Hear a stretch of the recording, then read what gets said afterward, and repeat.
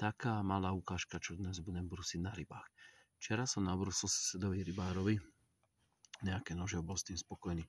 Tak dneska jeho pani manželka donesla nejaké nože z kuchyne. Toto je nejaký Elsmere. Netuším, čo to je, čo som to nebrúsil. Vyzerá to celku dobrý kuchynák. Toto je KDS-ko, ktoré je riadne zodraté. Je to KDS-ko s modrou rukoveťou. A tuto mu už chýba niekoľko milimetrov materiálu, bolo veľakrát brúsené. A tu je taká krásna jazva, ak to bolo napadnuté prúskou. Toto je kuchyna Lidla. Všetkým Slovákom známy nôž za body, najlepšie, čo sa v slovenských domácnostiach používa. A toto je FDIC. Nemecký, vyše 30 rokov má, čo hovoril majiteľ, že je s ním veľmi spokojný, ani sa nečudujem, to sú úplne špičkové nože. Toto som rád, že sa mi dneska takéto 3 skvosty dostali na brúsenie a tento uvidíme.